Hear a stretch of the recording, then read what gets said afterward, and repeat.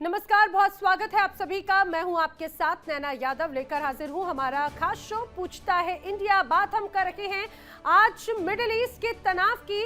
उम्मीद की जा रही है कि मिडिल ईस्ट का ये तनाव जल्द ही खत्म हो, क्योंकि पाकिस्तान में इस्लामाबाद में शांति वार्ता चल रही है। लेकिन समझिए, पाकिस्तान में मिडिल ईस्ट जंग की शांति वार्ता के लिए टेबल सजी है, लेकिन खुद उससे आतंकिस्तान के अपने शहर में, अपने देश में आतंकियों के पनाहगार शाहबाज मुनीर और उनकी चौधरीगिरी भी अब निकलती हुई नजर आती है, क्योंकि ईरान अपनी शर्तों से एक कदम भी पीछे हटने को तैयार फिलहाल नजर नहीं आता। दूसरी तरफ अमेरिका ईरान की पूरी शर्तों पर मुहर लगाने से क्लियर कट इनकार कर रहा है, लेकिन पाकिस्तान खुद मुंह मियां मिट्ठू बनता हुआ नजर आता है। जी हां, ऐसा क्यों? दरअसल इस्लामाबाद में अमेरिका और ईरान के बीच में शांति वार्ता तो जारी है।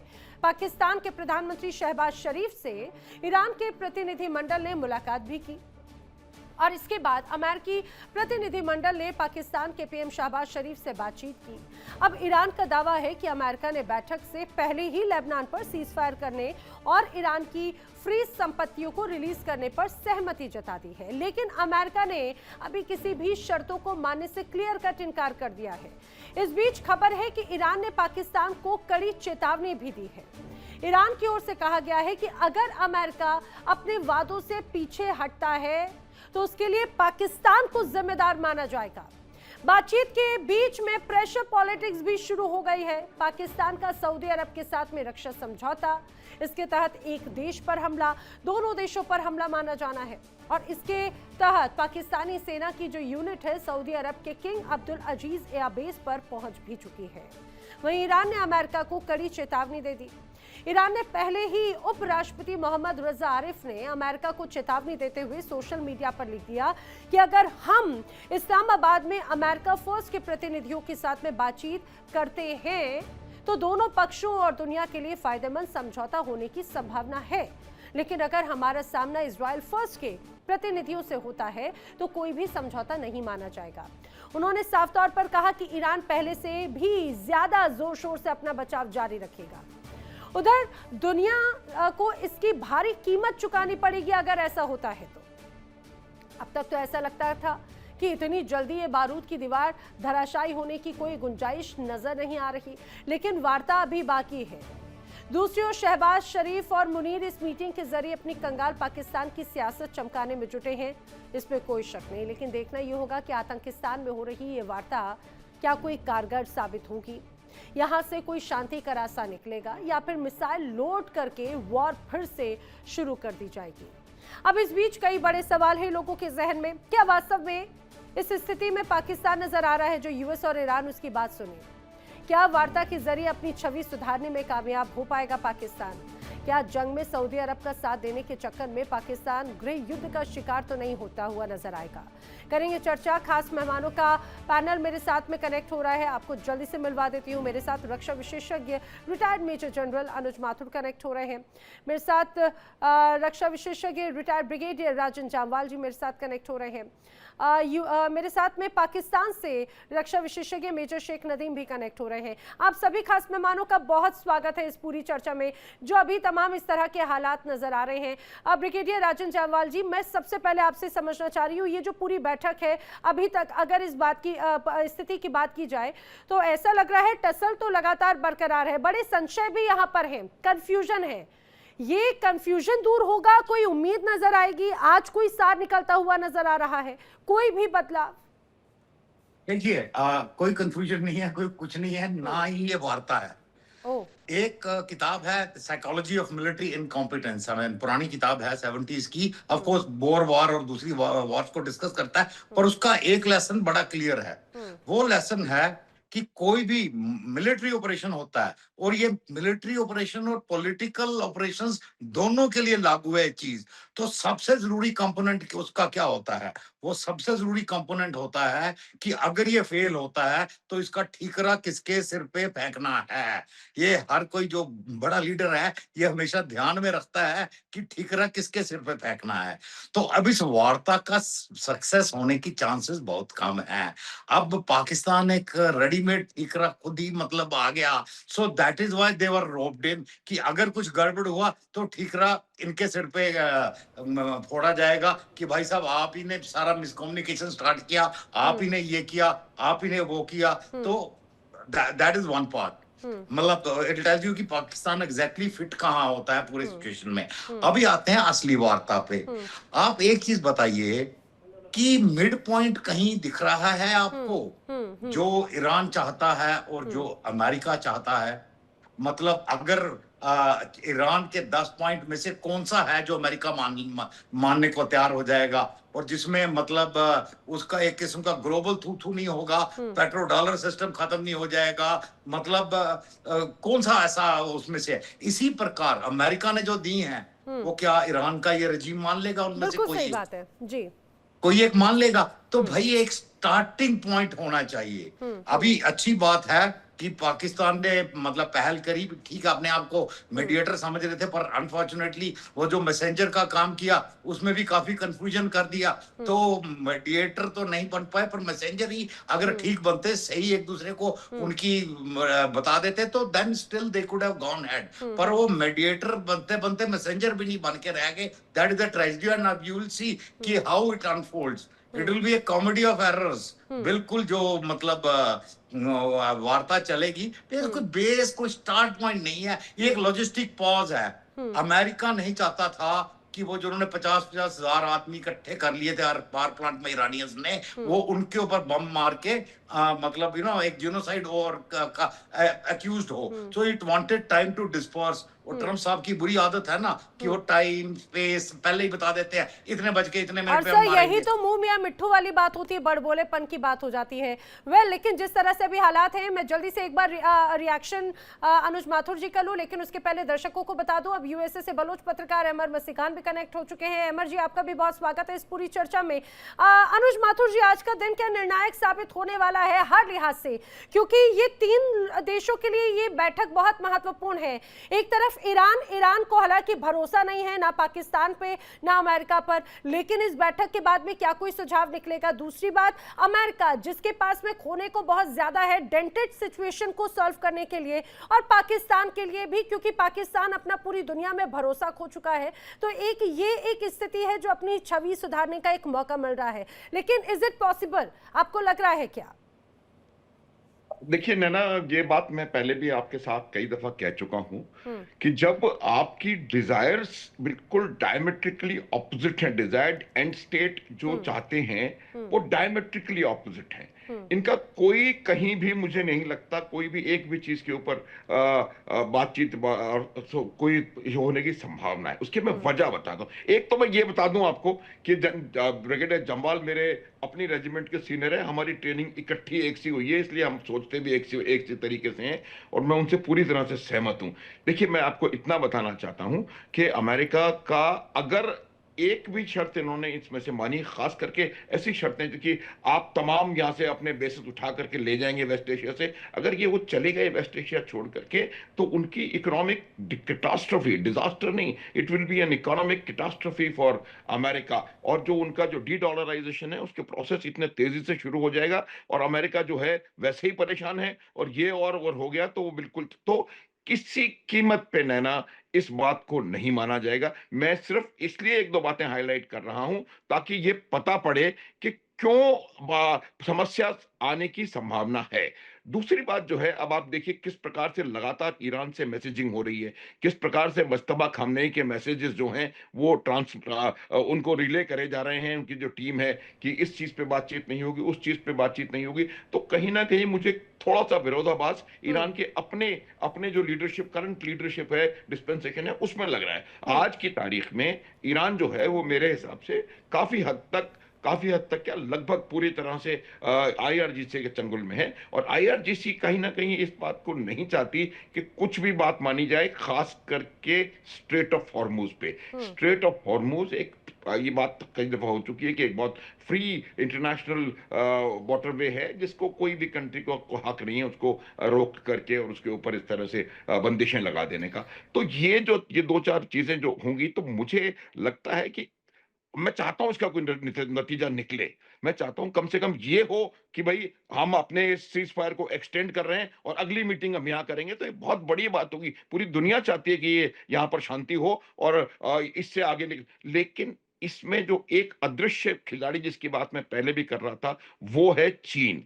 और अदृश्य खिलाड़ी चीन है, और ये सारा जो ड्रामा और इसकी जो डिजाइनिंग हुई है ना इस पूरे एपिसोड की, उसका जो उसकी जो स्क्रिप्ट है वो पेचिंग में बनी है। और जहां तक उस स्क्रिप्ट का सवाल है, देखिए अभी कुछ दिनों के बाद संभावना है, एक सेकंड नैना, एक सेकंड, कि ट्रंप साहब संभावना है कि वो जाकर के शी जिनपिंग से मिलेंगे और वहां पर क्या बातचीत होगी। तो दोनों देश जो हैं अपने आप को एक और ज्यादा पोजीशन ऑफ स्ट्रेंथ में लाने की कोशिश में हैं। और ये कहीं ना कहीं चीन का मुद्दा था कि वो ये धमका सके, बता सके अमेरिका को कि लुक, हमने हमारी वजह से हम ये काम करवा पाए और आपको और इसको। तो ये जो पूरा एपिसोड है, इसकी स्क्रिप्ट राइटिंग चाइना में हो रही है। हाँ, ये यानी कि कहा जाए कि सर स्क्रिप्ट चाहे अमेरिका से आए या चाइना से आए, हमेशा बाहर कॉपी पेस्ट ही हो जाती है।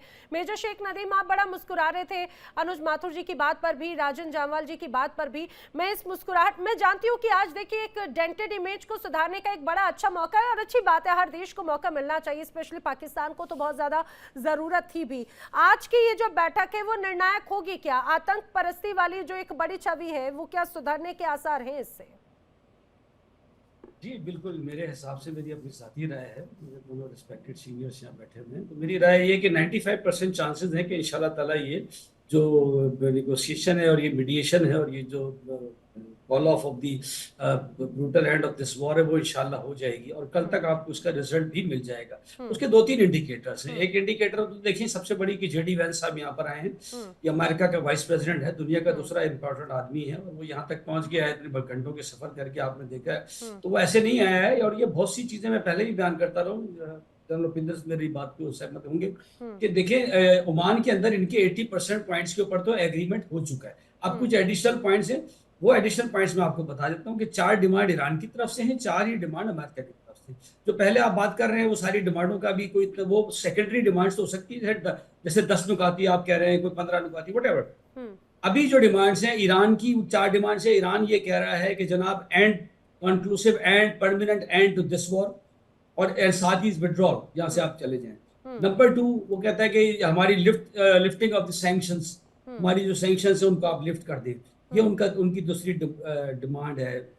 थर्ड, एश्योरेंस दें, ठीक है, कि दोबारा ईरान के ऊपर अटैक नहीं होगी, ये उनकी तीसरी डिमांड है। चौथी उनकी रेड लाइन के साथ उन्होंने दी हुई है, जो लिस्ट दी है, उसमें उन्होंने कहा है कि जी हम बैलिस्टिक मिसाइल जो है वो मीडियम रेंज की बैलिस्टिक मिसाइल से हम विड्रॉ नहीं करेंगे। ये 4 इनकी हो गई, 4 अमेरिका ने दी है, बाकी सारी पे उनकी जो प्रोस एंड कॉन्स है वो चेक हो चुके हैं। ये जो लिस्ट है ना, सुनिए ये जो लिस्ट है ना, ये तो लिस्ट पे चर्चा बहुत पहले से होती रही है। अमेरिका अपनी शर्त बताता रहा, ईरान अपनी शर्त बताता रहा है, लेकिन सबसे महत्वपूर्ण बात है कि शर्तों पर ही तो बात नहीं बन पा रही थी और अभी भी बड़े संशय और कंफ्यूजन की स्थिति है। सुनिए जरा, क्योंकि पहले अचानक से खबर इस्लामाबाद से ये आई कि जो सीज्ड प्रॉपर्टीज हैं, जो उनकी संपत्ति है, उसको रिलीव करने के लिए अमेरिका तैयार हो गया। जल्दी से कंडेम कर दिया व्हाइट हाउस ने इस खबर को कि भाई इस्लामाबाद से ये झूठी खबर सामने आ गई। राइटर्स ने गलत खबर दी है, पाकिस्तान ने मीडिया ने कोट नहीं किया, राइटर्स की खबर थी और गलत खबर दी है उन्होंने। इस मौके के ऊपर ऐसी बहुत सारी खबरें आ रही हैं, आपको पता है, स्पॉयलर्स हैं। करने के लिए तो पूरी वहां पे तो पूरे वर्ल्ड से बड़े अलग-अलग ऑर्गेनाइजेशंस पहुंचे हैं ना। हाँ, जो भी है, तो उन्होंने गलत खबर दी ना, रॉयटर्स ने, उनकी अथॉरिटी है, उन्होंने वहां से, उनकी सोर्स है, उन्होंने दी और वो गलत है।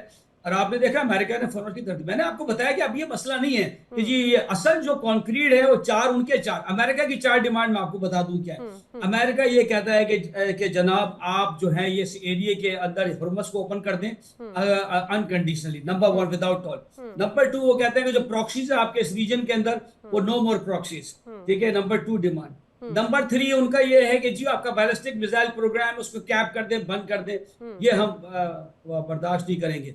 ये उनकी जो अमेरिका की तरफ से जो है वो ये तीसरी डिमांड है। ठीक है सर, और लेकिन वो ये ये डिमांड चाहते हैं मुझे कि लगता है डिमांड हर एक देश की अपनी अपनी तो जरूर है, लेकिन वही तो मध्यस्थता नहीं बन पा रही है। वेल, पाकिस्तान से एक और पत्रकार जवाद खान भी कनेक्ट हो चुके हैं यहाँ पर। अनुज माथुर जी शायद कुछ रिएक्ट करना चाह रहे हैं। Sir, quick reaction please. मैं नैना आधे मिनट में आपको बताऊंगा। जो मेन उनकी जो डिमांड है वो न्यूक्लियर उसको लेकर के है। अमेरिका की दूसरी उनकी डिमांड जो बिल्कुल कहते हैं किसी भी कीमत पे आप एनरिचमेंट नहीं कर सकते, और जो एनरिच जो आपका वो है यूरेनियम 1000 पाउंड वो वापस आप हमें दे दीजिए या किसी और जगह जमा कराइए। ये एक बहुत इंपॉर्टेंट इशू है जो कहीं ना कहीं जाकर के फंसेगा। और दूसरी बात यह है कि ईरान कह रहा है कि किसी भी तरीके से आप जब तक लेबनान में हमले खत्म नहीं होंगे बातचीत आगे बढ़ने की संभावना कम है। तो ये बहुत इंपॉर्टेंट इश्यूज हैं जिनको कि हम साइडलाइन नहीं कर सकते कि अमेरिका ये कह रहा है और इजराइल ये, चाहे खबर कोई भी दे रहा हो, रॉयटर दे रहा हो या कोई भी, ये मेरा मानना है कि ये दो भी बहुत इंपॉर्टेंट इश्यूज हैं जहां पर जाकर के पेच फंसेगा। एनरिचमेंट पे बात हो चुकी है सर पहले ही ओमान में, न्यूक्लियर पे बात हो चुकी है। ठीक है, लेबनान का मसला ऐसा नहीं है, ये फ्लेक्सिबल है। ये अमेरिका खुद अभी 14 को उनको बुला रहा है, इजराइल भी आ रहा है। वो तो उम्मीद है, असल में हमने उनको कन्विंस ये कर रहे हैं। लिस्ट तो सबकी लंबी है दोनों की, बट वी आर ट्राइंग के जो प्राइमरी और एक प्रियोरिटी लिस्ट बन जाए। ठीक है, और प्राइमरी और सेकेंडरी में ये कैटेगरी में डिवाइड हो जाए और उसके ऊपर उनकी बात की जाए। अभी तक ईरान ने तमाम कंडीशनों को पर एक्सेप्टेंस शो की है। उन्होंने कहा है कि जी बिल्कुल ठीक है। उन्होंने लेकिन कहा है कि बैलिस्टिक मिसाइल पर हमारा लेकिन मेजर शेख नदीम, अगर आप कह रहे हैं कि पहले बातचीत हो चुकी है, पहले बातचीत तो हुई लेकिन बातचीत का कोई सार नहीं निकला ना, सबसे महत्वपूर्ण बात तो ये हो जाती है। लेकिन अहमद मसीकान जी, अब बार बार ईरान कह रहा है कि उसको भरोसा नहीं है अमेरिका पर। इवन अब तो सवाल खड़े होने लगे, पाकिस्तान की जनता भी बार बार ये कह रही है कि अरे दूसरों के मसले सुलझा रहे हैं, हमारे मसले भी हाथों हाथ सुलझा दो। बलूचिस्तान का, खैबर पख्तूनख्वा का मसला भी हाथों हाथ क्यों ना सुलझा दिया जाए। जी, आपका बहुत शुक्रिया, नमस्कार। देखें, ये जो कुछ भी बातचीत हो रहा है इस्लामाबाद में, दरअसल ये अमरीकियों की सरेंडर के टर्म्स डिसाइड हो रहे हैं। अमेरिकन हार गए हैं ये जंग, ईरानी अवाम जीत चुके हैं। और ये जो कुछ भी मुज़ाकरात हो रहे हैं ये सिर्फ जो अमेरिकन टर्म्स ऑफ सरेंडर के ऊपर बात हो रही है। ईरान इन तमाम मुज़ाकरात में हावी रहा है। उन्होंने इनको 2 घंटे तक वेट कराया। उन्होंने ईरान ने जवाब नहीं दिया कि हम आएंगे या नहीं आएंगे, और ये मौसूफ यहाँ पर 2 घंटे तक बैठे रहे। फिर फाइनली ईरान ने कहा ठीक है हम बात करेंगे। तो ईरान के जो कुछ प्री कंडीशंस थे वो भी अमेरिकन मान गए हैं। एक प्री कंडीशन ये था कि लेबनान में आप सीज फायर करेंगे, इजराइल उस तरफ जा रहा है, मान गया है। तो दूसरी तरफ जो इनके फंड्स थे $6 अरब कतर बैंक में, वो रिलीज करने के लिए वो अमेरिका मान गया है। और जहाँ तक ये स्ट्रेट ऑफ होर्मुज की बात है वो भी मान गया है। यहाँ सिर्फ ट्रंप साहब की जो आदत है कि वो कह रहे हैं नहीं आधा हमें भी दें। वो नहीं कह रहे हैं कि आप टोल ना लगाएं, वो कह रहे हैं टोल बेशक लगाएं लेकिन आधा टोल हमें दे। तो देखें, मैं आपसे एक अर्ज करता हूँ, हमें जाहिर है कि ये जो हुकूमत पाकिस्तान में है वो अवामी हुकूमत तो है नहीं, वो तो फौज की हुकूमत है। हमें तो फौजी हुकूमत कहीं पर भी हो हमें तो पसंद नहीं है। और ये जो भी उनके पार्लियामेंट है लेकिन जमहूरियत तो नहीं है, ये सबको पता है। वो फॉर्म 47 की पार्लियामेंट है जो हारी हुई गवर्नमेंट है उसको लाए हुए। लेकिन इन तमाम चीज के बावजूद देखें उनको क्रेडिट जाता है कि उन्होंने ये काम किया और इसके अच्छे नतायज शायद निकलेंगे। जो बात है क्रेडिट वाली वो हमें जहाँ पे भी हो तो हम देंगे। आपका शुक्रिया। नहीं, लेकिन मैं ये जानना चाह रही हूँ कि क्या उम्मीद ये समझ में आ रही है कि अगर दूसरे देशों की तबाही पर अगर शांति वार्ता की बात है, अपने घर पे भी शांति आ पाएगी क्या? अपने घर इन द सेंस पाकिस्तान के अंदर, खैबर पख्तूनख्वा या बलूचिस्तान जैसे प्रांतों में। आ रही हूँ जवाब, इसके बाद आप ही की तरफ आ रही हूँ।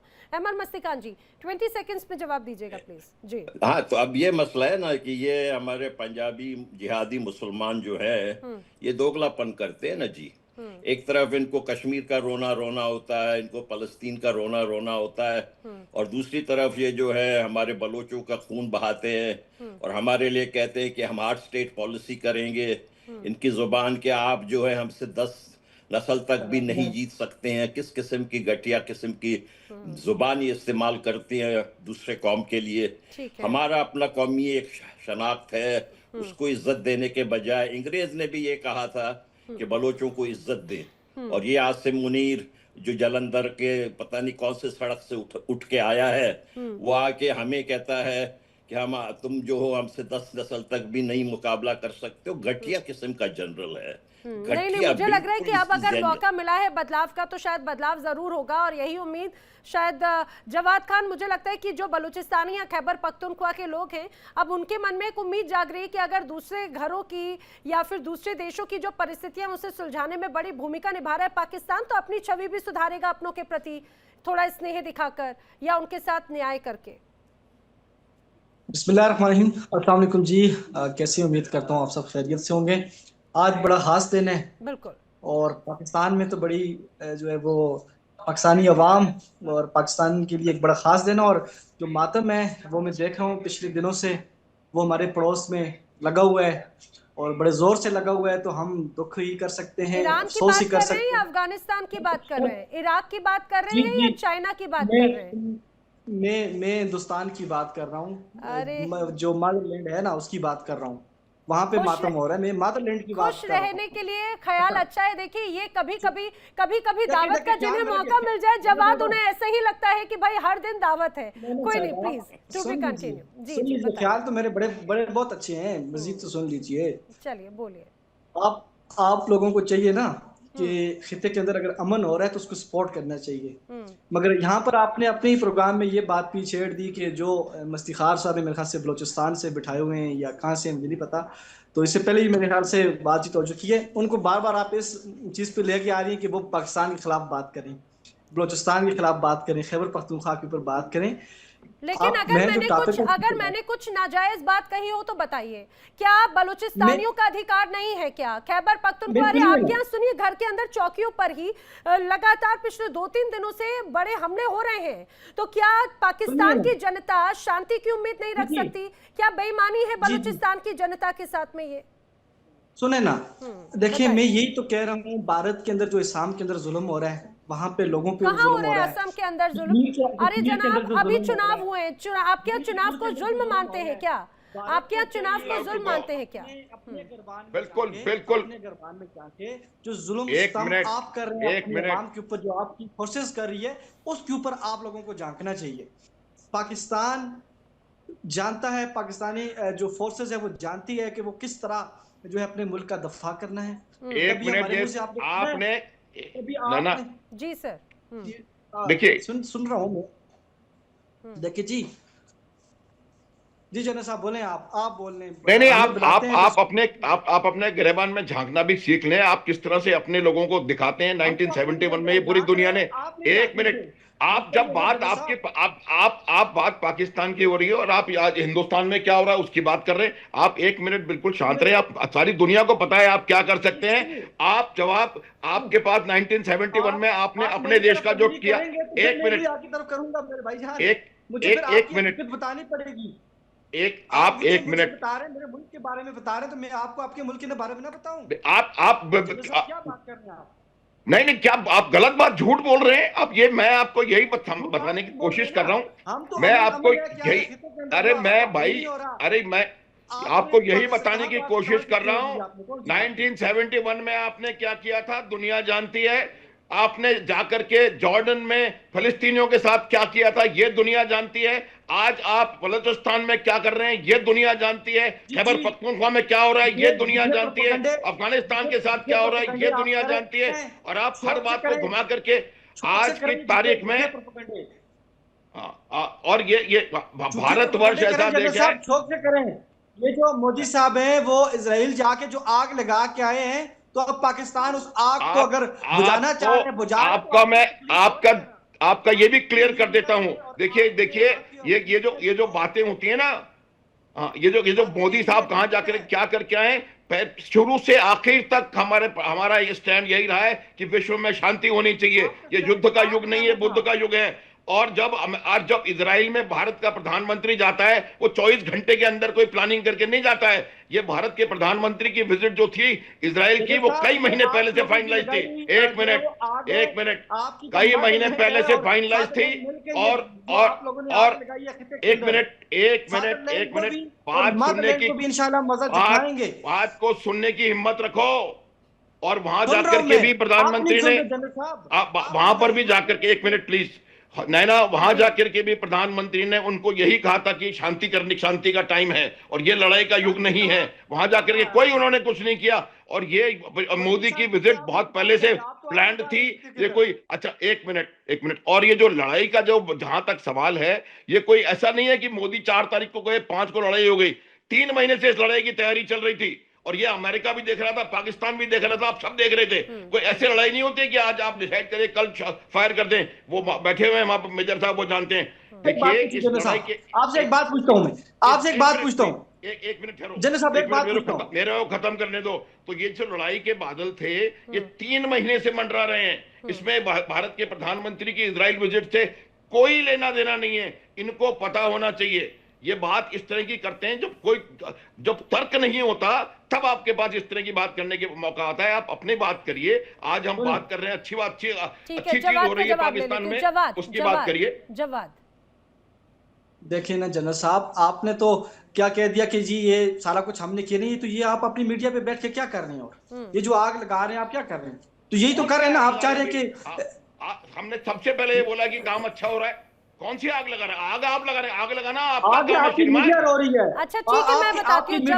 जवाद सुनिए, जरा फैक्ट पर बात करेंगे। जवाद, जरा फैक्ट पर बात करेंगे। आपने अभी भारत के प्रधानमंत्री मोदी के इजराइल दौरे का जिक्र तो कर दिया, लेकिन आप क्यों भूल जाते हैं अपने ही देश के आपके जो प्रधानमंत्री, और प्रधानमंत्री को मैं अब शहबाज शरीफ को पीएम बोलूं या फिर आसिम मुनीर को बोलूं, मैं खुद ही कंफ्यूजन में आ जाती हूं, क्योंकि यहाँ पर जो मोड है एक्शन का वो तो अलग है। वो जब अमेरिका जाते हैं उसके अगले ही दिन अफगानिस्तान में बड़े हमले कर दिए जाते हैं मासूम लोगों पर, जिस तरह से अस्पताल पर अटैक कर दिया जाता है, लोगों के घरों पर अटैक कर दिया जाता है। तो क्या आपको अमेरिका से ऑर्डर आया था क्या? तो वहां से आप परमिशन लेकर आए थे उसी की निशानदेही पर? जरा सोच समझकर बोलेगा। एक और बात मैं आपको बता दूं, सुनिए, जरा सुनिए, मैं जानती हूँ, सुनिए, अभी तो आप अगले बम के लिए तैयार हो जाइए। जवाद सुनिए, मैं जानती हूँ आपको तिलमिलाहट हो गई होगी, अभी तक तो बड़ी शांतिपूर्वक से मैं बोल रही थी। अब सुनिएगा जरा, आप जिस तरह से पीठ थपथपा रहे हैं ना अभी इन तमाम परिस्थितियों को लेकर, इस्लामाबाद में जो बैठक है, आपका लश्कर तैयबा का शीर्ष कमांडर है अबू मूसा, उसने बाकायदा इस्लामाबाद की इस चर्चा को लेकर जो खुलासा किया वो जरा सुन लीजिए। उन्होंने कहा इस्लामाबाद में अगर ये डेलीगेशन या ये जो बैठक की मेज सजी है ना, वो पहलगाम हमले को लेकर है, क्योंकि पहलगाम में जो कत्लेआम आपने मचाया उसके बाद में एक बड़ी तस्वीर पेश की गई। यकीन नहीं है? मैं सुनाती हूँ आपको खुद, आपके तो प्यारे नेता है ना अबू मूसा, सुनिएगा जरा। पहलगाम वो सही था या गलत था या पस मंजर क्या था, उस बात के अंदर नहीं जाना चाहता, लेकिन पहलगाम और उसके बाद यहाँ पाकिस्तान के अंदर मुख्तलिफ मराकज़ पर इंडिया के संदूर नाम से हमला और उसकी नाकामी, और फिर जवाब के अंदर बुनियाद महसूस, और उसके बाद अल्लाह ताला पाकिस्तान को 50 साल आगे लेकर गया। इसके पीछे शहदा का खून है, उस खून की तासीर है। वो पाक फौज के शहदा हों या कश्मीरी लाखों कश्मीरी मुसलमानों का मुकद्दस खून हो, इंशाअल्लाह वक्त बता रहा है, हालात बता रहे हैं। जिस तरह ट्रंप और उसके चाहने वाले आकर इस्लामाबाद में बैठकर अमन का ऐलान करेंगे, जंगबंदी का ऐलान करेंगे, तो इसी तरह इंशाअल्लाह एक दिन हिंदुस्तान भी मजबूर होगा, इसराइल को भी इस्लामाबाद में बैठकर मिन्नतें करनी पड़ेंगी। जवाद खान, पहचानते हैं इन जनाब को? कौन है ये? नहीं जनाब, मैं नहीं पहचानता। मेजर शेख नदीम पहचानते होंगे शायद। मेजर शेख नदीम, आप पहचानते हैं क्या ये जनाब कौन है? जी मैं पहचानता हूँ। बहुत अच्छी बात की उन्होंने कि ये जिस तरह से जो है हमारे साथ जो ऑपरेशन सिंदूर किया आपने, ठीक है, उन्होंने कहा कि मैं पहलगाम पे बात नहीं करना चाहता, किसने किया क्या किया। उन्होंने ये कहा कि आप लोगों ने जो हमला किया उसमें जो शहादतें हुई उनका खून रंग लाया, और आज पाकिस्तान एशियन टाइगर बनने जा रहा है, ठीक है। और आप लोगों के यहाँ जो यही हो रहा है कि नैना जरा ज्ञान चक्षु खोलिए, कानों को, आंखों को खोलिए जरा। अरे पहलगाम में जो आतंकी हमले किए गए उन तमाम परिस्थितियों का नतीजा है, उस वजह से आपने जो एक पूरा फेक नैरेटिव पेश करने की कोशिश की थी, ये आपने जिस तरह से अपनी सो कॉल आपके गॉडफादर से जो इशारे पर किया था, ये उसी का नतीजा है। गॉडफादर नहीं, उसी के बदले में आपको ये मौका दिया है एक बार फिर से। अब आप देखिए जैसे ये मुज़ाकरा शुरू हुए हैं, इंडिया में लोगों को मुर्गी के दौरे पड़ना शुरू हो गए। अच्छा। हमने स्क्रीन के ऊपर देखे साले वो दौरे पड़ रहे, न्यूजीलैंड पे गिर रहे हैं। अच्छा। मुर्गी के दौरे पड़ने शुरू हो गए। अच्छा। तो भाई आपको तो खुश होना चाहिए, रीजन में पीस आ रहा है, ठीक है। जनरल उपेंद्र ने जैसे कहा कि हाँ जी अच्छी बात है, ऐसे बोलना चाहिए ना आपको। नैना जी, आपको भी इस तरह की बात करनी चाहिए, सहमत होना चाहिए इस चीज से। आप लोगों को भी। अरे और आप देखिए कि सुनिए आपकी और मेरी कल से लेकर अभी तक कई बार चर्चा हुई, जो ये बैठक में उसके बाद में हमने हमेशा मीडिएशन को लेकर पॉजिटिव बात कही, लेकिन जैसे ही खास तौर से यही बात होता है, एक मौका मिलता है और उसके बाद में जो गीदड़ भपकियां पाकिस्तान से आना शुरू हो जाते ना, मिर्गी के दौरे या हिंदुस्तान में, अरे भाई ऐसे तमाम मौके हिंदुस्तान पाकर गवाकर कई बार छोड़ भी देता है। तो इसीलिए आप इतनी छोटी छोटी सी चीजों में जो आप खुश हो जा रहे हैं, अच्छी बात है, क्योंकि आपको मौका चाहिए था अपनी छवि को सुधारने का। मैं चर्चा को आगे कंटिन्यू रखूं, लेकिन इस बीच एक बड़ी खबर अपने दर्शकों को बता दूं। इस्लामाबाद की शांति वार्ता के बीच में डोनाल्ड ट्रंप ने एक बड़ा दावा किया है। डोनाल्ड ट्रंप का कहना है कि यूएस से अब तेल लेना चाहती है दुनिया, सबसे बेहतर अमेरिका की ही तेल कंपनियां हैं। आप ये समझिए कि इस पूरी तनाव वाली स्थिति में भी कैसे बिजनेस माइंड और बिजनेस ऑप्शंस को क्रिएट कर रहे हैं डोनाल्ड ट्रंप, जो हमेशा से यही चाहते थे। और यही एक वजह थी राजन सर, यही एक बड़ी भूमिका तो डोनाल्ड ट्रंप की हमेशा से रही है, कियोस्क क्रिएट करो, क्राइसिस क्रिएट करो और मार्केट में अपनी वाहवाही लूटने के लिए तमाम ऐसे ऑप्शंस क्रिएट करो। डोनाल्ड ट्रंप एक बार फिर वही बात कह रहे हैं। देखिए, इकोनॉमिक एंगल इस वॉर का शुरू से रहा, ऑब्वियसली रहा है। आई मीन वर्ल्ड की एनर्जी रिसोर्सेज को कंट्रोल करना एक बड़ा हिस्सा रहा है। दैट इज वाई मेरा शुरू से ही मतलब ये विचार रहा है कि दुनिया को ना ट्रंप जैसा बेवकूफ चाहिए, ना ईरान जैसा रजीम चाहिए, दुनिया को दोनों ने चाहिए और दुनिया के लिए अच्छा है दूसरे का सिर फोड़े। अब प्रॉब्लम ये है कि वार्ता हो रही है इस्लामाबाद में, चलो उसकी बात छोड़ देते हैं कि इस्लामाबाद में हो या वहां हो। एक इंपॉर्टेंट आदमी है जो जंग में है, वो है इजराइल। अभी इजराइल ऑफ कोर्स मतलब ना वो पाकिस्तान कभी नहीं आएगा, ना ये बुलाएंगे, बिकॉज वो जो इनके डिफेंस मिनिस्टर ने बोला है और उसके जवाब में पाकिस्तान ने सॉरी इजराइल ने जो पाकिस्तान के बारे में बोला है उसका भी बयान करने की जरूरत नहीं है। But unfortunately Israel is a partner in the war. ओ भाई, आप मतलब जो एक शांति वार्ता कर रहे हो और जो पार्टिसिपेंट है लड़ाई का उसके साथ आपका ऐसा वार्तालाप चल रहा है, तो इसका मतलब पता दुनिया क्या समझती है? दुनिया समझती है कि मतलब आपको अगर अपने जूते बांधने हाथ में बटुआ है तो एक जेब कतरे को बटुआ पकड़ा दोगे कि 2 मिनट के लिए पकड़ना, मैं जूते बांध लेता हूँ। मतलब उस टाइप की वार्ता चल रही है। ईरान में इजराइल वो लगातार ठोके जा रहा है, कोई फर्क नहीं। लेबनान में लेकिन सर इस पूरी चर्चा में जो युद्ध का पुरोधा है, जो मुख्य कर्ता धर्ता है वो इजराइल ही रहा है शुरू से। लेकिन इस चर्चा में इजराइल ही अगर मौजूद नहीं है या इजराइल की बातों को शामिल नहीं किया जा रहा है, तो इस चर्चा का कोई मतलब भी रहता है क्या? Are you Jawad, are you जी के बारे में? हाँ बोलिए। अच्छा आप बोलिए। वैसे मैं सवाल राजन जी को ही कंटिन्यू करी। नैना साहिबा, ये तो बहुत बड़ी ब्रेकिंग न्यूज है कि इसराइल नाम का कोई मुल्क है। मैं तो मानता ही नहीं हूँ इसराइल को। इसराइल को तो हम नहीं मानते, ये कोई मुल्क मेरा नहीं है। और इसराइल के लिए सिर्फ पाकिस्तान का नाम ही काफी है। पाकिस्तान का नाम सुन लिया ना इसराइल ने, तो उसकी बोलती बंद समझो। जैसे आपका ये फादरलैंड और मदरलैंड दोनों पाकिस्तान का नाम आता है ना तो मुंह बंद हो जाता है। अरे जवाद, मैं आपको याद दिला देती हूँ, ये वही इजराइल है जिसका आप स्टेबलाइजेशन फोर्स का हिस्सा बन रहे हैं। ये वही इजराइल है। अरे ये वही इजराइल है जनाब, ये वही इजराइल है। जी आपका फादरलैंड है, मैं जान गया हूँ, वो आप लोगों का है। दुनिया नहीं मानती और ना हम मानते। स्टेबलाइजेशन फोर्स का हिस्सा बन जाते हैं। कुछ नहीं तारुफ करवाए आप, सिर्फ फादरलैंड ही तारुफ करवाए इसराइल का। वैसे एक चीज बता दें, इजराइल ने जो 80 का जो उनका ऑपरेशन डेजर्ट नेगव था, इन्होंने शायद नाम भी नहीं सुना होगा उसका, 80 के दशक का एक ऑपरेशन था जो किया नहीं उन्होंने, वो अभी भी उन्होंने कैंसिल नहीं किया है। ये वैसे इनकी खबर के लिए बता दूं, थोड़ा गूगल में सर्च करना ऑपरेशन डेजर्ट नेगव। नहीं भले जवाब नहीं जानते, लेकिन मेजर शेख नदीम शायद जानते होंगे।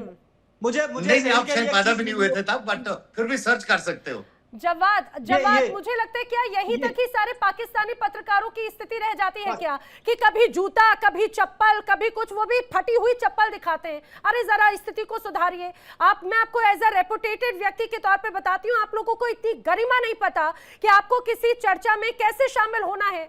ऐसे आप फटी हुई ऐसी हवाई चप्पल लेकर चलते हैं, आपको समझ में भी नहीं आता कि किस चीज में। ये मुझे लगता है कि इंडिया ने ही आपको कम से कम उस लेवल पे बैठा दिया कि आपको इतना बड़ा मंच दे दिया जाता है। जवाद खान जैसे लोग, मुझे लगता है मेजर शेख नदीम जी, कितने ये कैसी बौखलाहट है। ये जब पॉजिटिव चर्चा होती है, कैसी बौखलाहट है कि इतने निम्न स्तर पर पहुंच जाते हैं?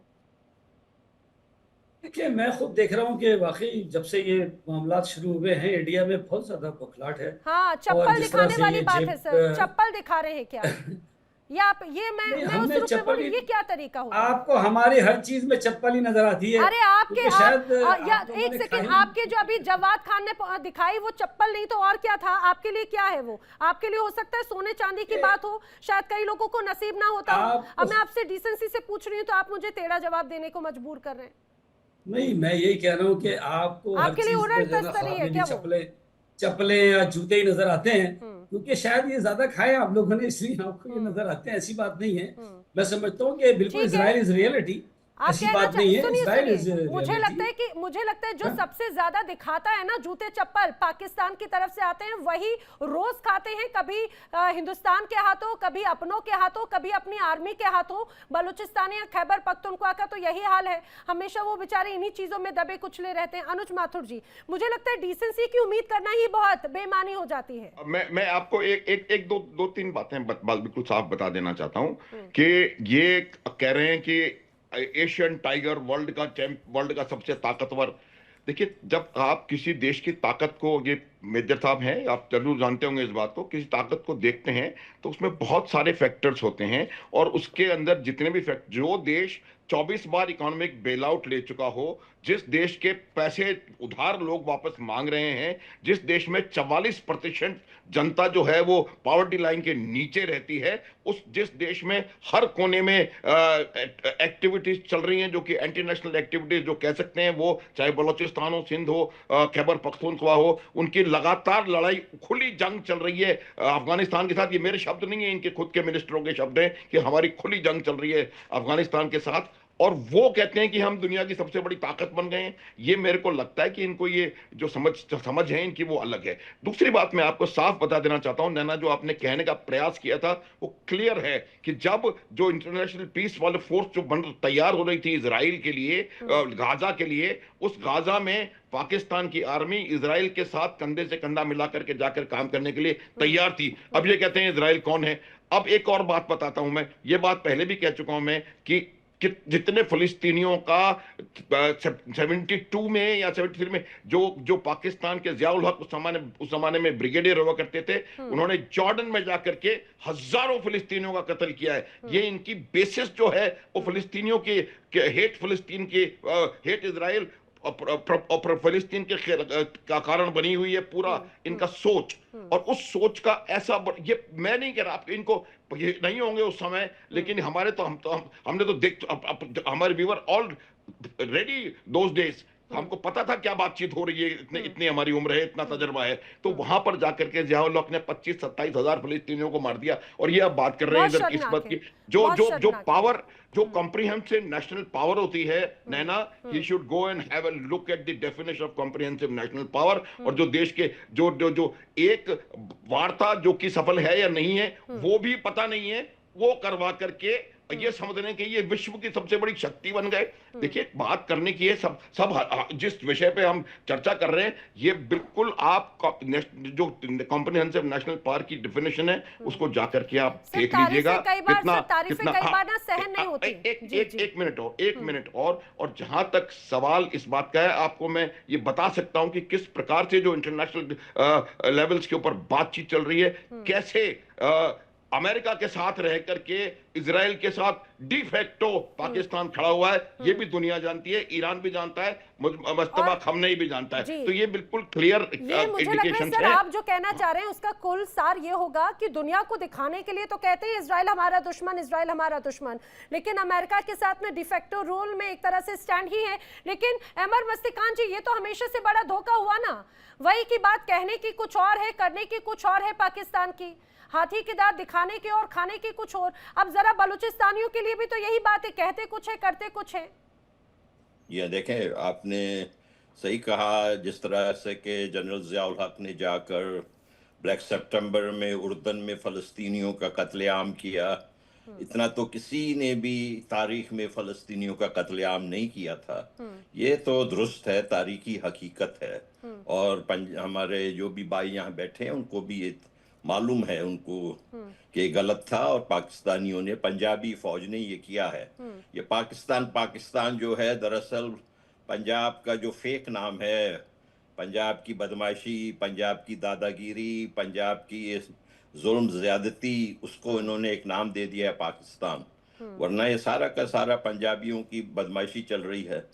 देखें, जब ये वहाँ पर ये इजराइल ने जो पिछले साल जब हमला हुआ था ईरान पे, इजराइल और अमेरिका दोनों मिलकर बमबारी कर रहे थे, उन दिनों में जनरल आसिम मुनीर एक यूनिवर्सिटी के स्टूडेंट के तरह यहाँ वॉशिंगटन डीसी के होटलों में बैठे हुए थे। वो यहाँ पर मॉल में घूमते फिरते नजर आए। यहाँ मॉल में यहीं से कुछ 15 मील 20 मील दूर मॉल है, पेंटागन मॉल। उसमें वो शख्स जो पाकिस्तान के सफेद और स्याह का मालिक है, एक हफ्ते तक यहाँ बैठा रहा। फिर जाके उसी दौरान जब अमेरिका और इजराइल ईरान के ऊपर बमबारी कर रहे थे, उस दौरान वो जाकर उन्होंने ट्रंप साहब के साथ रोस्ट खाई। ये सारा ऑन द रिकॉर्ड मौजूद है। ईरानी भी तो बेवकूफ नहीं है। लेकिन देखें, मैं एक बात और भी आपसे अर्ज करूं। जी जी जरूर। हमें ये खुशी नहीं होती है कि मोदी जी जाए इजराइल और नेतान्याहू को गले मिलाए।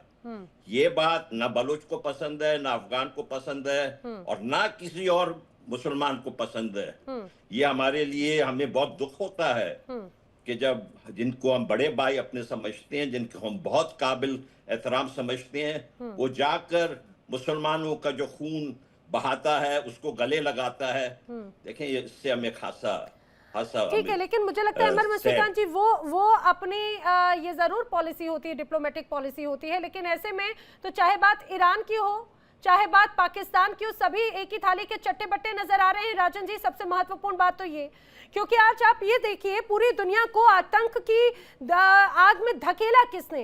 पूरी दुनिया में दो बड़े नाम आते हैं। पहला, सबसे अव्वल नाम आता है पाकिस्तान का, दूसरा नाम आता है ईरान का। ठीक है, अभी क्योंकि बातचीत की मेज है और ईरान फिलहाल अभी विक्टिम परिस्थितियों में है, लेकिन आतंक परस्ती को दुनिया के लिए क्रिएट करने वाला इन्हें भूला भी नहीं जा सकता। आखिर आतंकवाद की देन कौन है? ये दो मुल्क। क्या मैं गलत हूं सर? नहीं, ऑब्वियसली आप सही हो।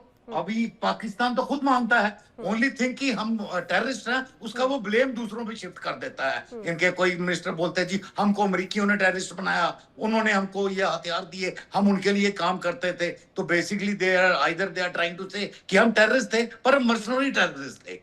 हम पैसे के लिए काम करने वाले टेररिस्ट थे, हमारा बाकी चीजों से लेना देना नहीं है। हमें एंड में रिजल्ट यही निकलता है। पर फैक्ट जो भी है, इनका पूरा डॉक्यूमेंटेड है। That whole history is documented कि क्या क्या किया है। आपने कुछ एग्जाम्पल दिए हैं, उसके सिवाय भी बहुत है जितने इनके यहाँ पल रहे हैं। I mean, कुछ हमने थोड़े से कम किए थे, अभी कुछ देर पहले और कम होंगे अभी शायद दिखते, पर वो जो जितने भी पल रहे हैं वो दुनिया को जग जाहिर है। No, similarly Iran, I mean, वो क्या, वो अयतुल्लाह जो भी बोलते खमैनी वगैरह, वो कोई इलेक्शन लड़के आया है? कोई डेमोक्रेसी है? जिस प्रकार ये अपने आप को हाइब्रिड डेमोक्रेसी बोलते हैं ना, कि नया नाम निकाल दिया कि चलेगी फौज की, रहेगा कोई और, पर उसको हम बोलेंगे हाइब्रिड डेमोक्रेसी। उससे भी बड़ा ईरान है, वो हाइब्रिड भी नहीं है। IRGC का हुक्म चलता है, एक बिना अनइलेक्टेड बिठा दिया टॉप पे, और मतलब प्रेसिडेंट बेचारा खाली देखने के लिए, और मतलब बाकी जो कैबिनेट है। So this is not democracy. दुनिया को ऐसे लोग नहीं चाहिए। ये जितनी जल्दी ये सारा तमाशा रैप अप हो जाए ना, बिल्कुल मतलब जिसको बोलते हैं, और ये वक्त आ रहा है।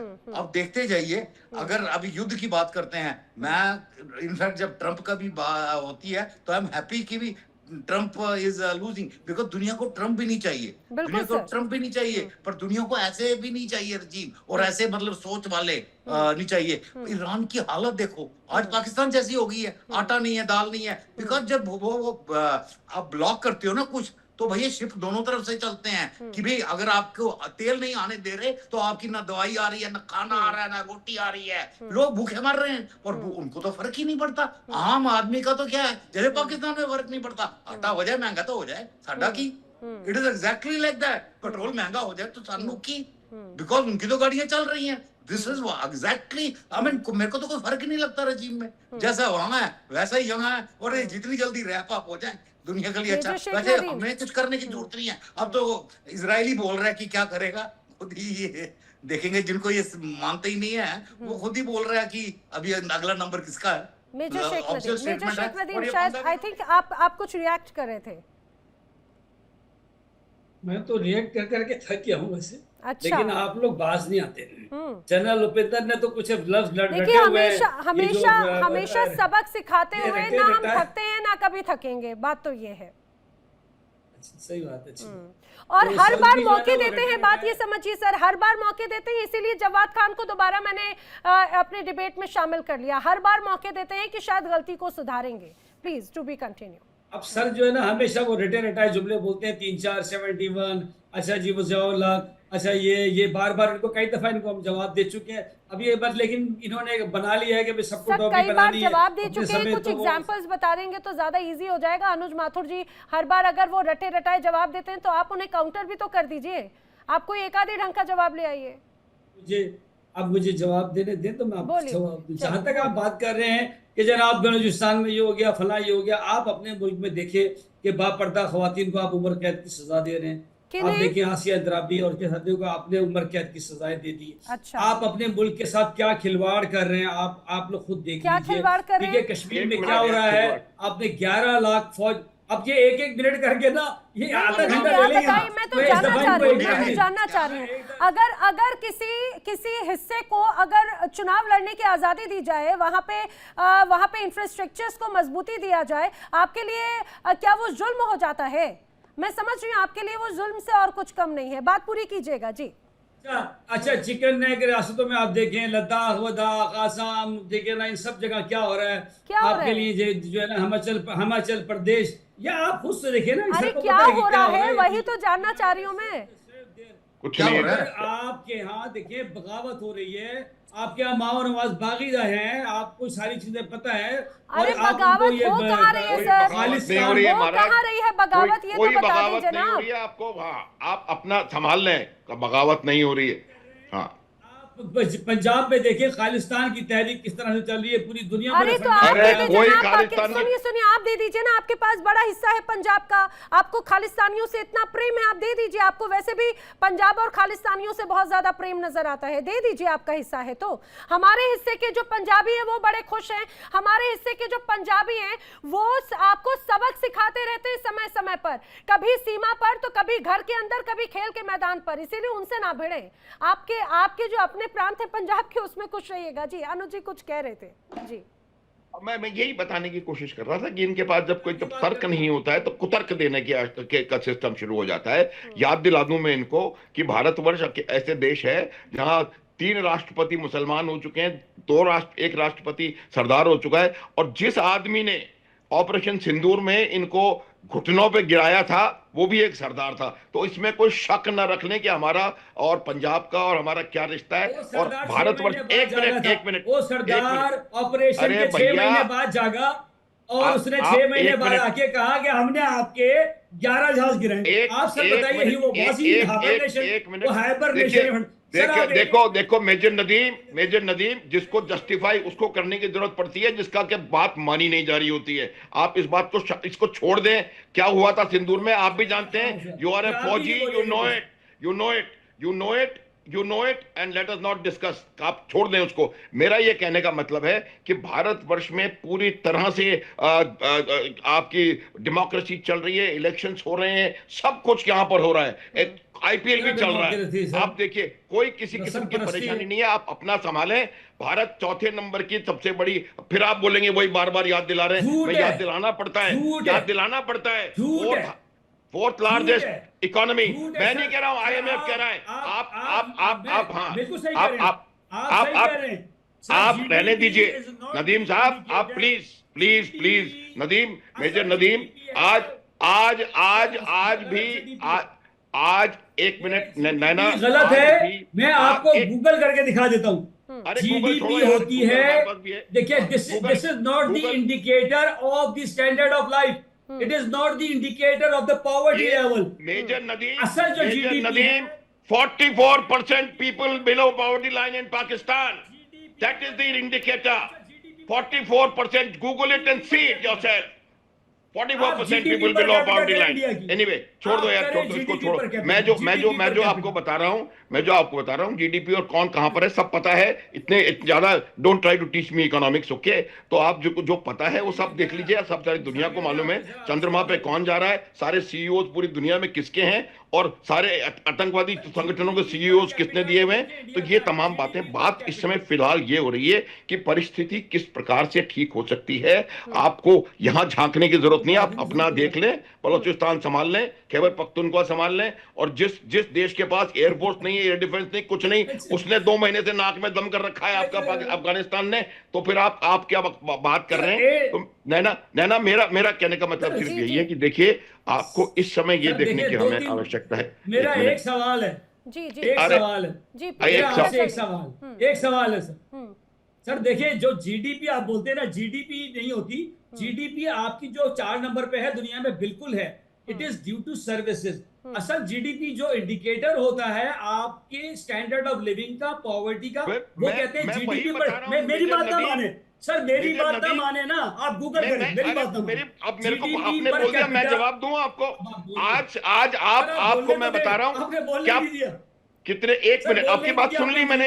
आप कितने, एक मिनट नैना, कितने परसेंट लोग बिलो पॉवर्टी लाइन पाकिस्तान में हैं, कितने इंडिया में हैं, ये कोई भी बता देगा। तो इसको छोड़ दीजिए आप। ये जो इंडिकेटर्स हैं वो साफ सबको दुनिया को पता है, और कौन कहां जा रहा है, कौन क्या नहीं जा रहा है। मुझे लग रहा है मेजर शेख नदीम, देखिए जीडीपी किसकी क्या है ये तो पूरी दुनिया जानती है। एक बार आप गूगल करेंगे तो पाकिस्तान और हिंदुस्तान का कंपैरिजन भी कर लेंगे। मैं जवाद का एक बार रिएक्शन लूं, लेकिन यहाँ पर शायद इसी बात पे अमर मस्तिकान कुछ कहना चाह रहे हैं। अमर मस्तिकान जी, क्विक रिएक्शन प्लीज जी। देखें, मैं एक चीज अर्ज करना चाहता हूँ कि ये जो हमारे पंजाब के मुसलमान भाई हैं, इनको पता नहीं क्या इंडिया से इतनी नफरत है, इंडिया से हमेशा ही जो है प्रॉब्लम इनकी रहती है। देखें, इनको ये समझ जाना चाहिए, ना ये बलूचों का जंग है इंडिया के साथ, ना सिंधियों का है, ना पश्तूनों का है। ये सिर्फ खुद लड़ाई लड़ रहे हैं। इनकी कम नजरी के वजह से इनका मुल्क का आज ये हाल हुआ है। आप अपने बड़े हमसाये के साथ अच्छे ताल्लुकात, बरादराना ताल्लुकात, अमन के साथ रहें तो आपको भी बेहतरी होगा।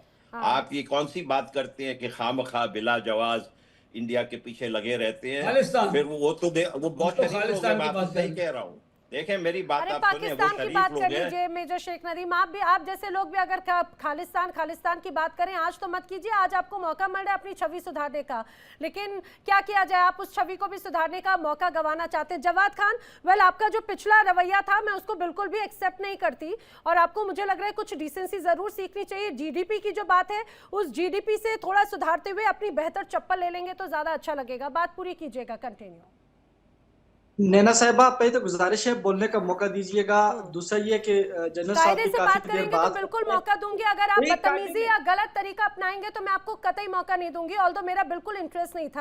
लेकिन देखिए जो आपके क्या कहते हैं थे जयशंकर साहब, उन जैसा रवैया हमने नहीं रखा। हमने तो आपको चप्पल दिखाई नहीं, हमने उनके तिनके जैसे भी नहीं बन सकते। अरे जवाद खान, उनके तिनके जैसे भी नहीं बन सकते, धूल के हिस्से पे नहीं बन सकते। मैं बात करता हूँ जयशंकर साहब को, उसमें सिर्फ इतना ही कहना चाहूंगा कि गली जो महल्ले के लोफर वाली जो लैंग्वेज उसने यूज की है ना, वो लोफर है, गली महल्ले, बस ये आपके लिए काफी है। अच्छा, मैं आगे मैं बात करता हूँ। आपकी जुबान में ब्रोकर किसे कहते हैं? फिर आप पीस ब्रोकर है ना, ब्रोकर किसे कहते हैं? आपको मेरी आवाज अभी समझ नहीं आएगी, ठीक है? अभी आपको मेरी आवाज समझ नहीं आएगी। आपको क्या भी है कि जयशंकर साहब को हमने सिर्फ गली महल्ले के लोफर समझते हैं, बस ये उनके लिए काफी है। ठीक है, आप सुनिए, उनकी एजुकेशन तो मुझे लगता है आपके जितने नेता, जितने आपके मंत्री होंगे ना, उनकी सबकी मिलाकर भी इतनी एजुकेशन नहीं होगी। आपको शायद उनकी एजुकेशन या वो लफ्ज पढ़ते भी ना आएंगे। मैं चाहूंगी जरा पहले उस चीज को सीख कर आइएगा जवाद खान, और उसके बाद में बोलिएगा। पहले जरा पीस ब्रोकर की आप बात करते हैं, अरे दलाली करते हैं तो दलाल कहलाएंगे, दलाल कहलाएंगे ना, दलाली करते हैं तो दलाल ही कहलाएंगे, आप कुछ और नहीं कहा जाएगा। आप उस तरीके को जरा संभालिए। तो अगर ऐसे कर्म मत कीजिए कि अगर आपको जब आईना दिखाया जाए तो आपको तकलीफ हो। मौका इस बार देखते हैं कि आप वो दलाली वाली तस्वीर को बदल पाते हैं या नहीं, लेकिन दलाली करते हैं तो दलाल ही कहलाएंगे। जवाब हमेशा याद रखिएगा। आप सभी मेरे साथ इस चर्चा में शामिल हुए, आप सभी का बहुत बहुत शुक्रिया। वक्त एक छोटे से ब्रेक का। इंडिया डेली अब आपके स्मार्ट टीवी पर भी मौजूद है। इंडिया डेली 24/7 अब आप लाइव देख सकते हैं इन सभी प्लेटफॉर्म्स पर। देखिए इंडिया डेली 24/7 अब आपके स्मार्ट टीवी पर। इंडिया डेली मौजूद है सभी डिजिटल प्लेटफॉर्म पर लाइव और लगातार। इंडिया डेली 24/7 हर दिन राष्ट्र को समर्पित।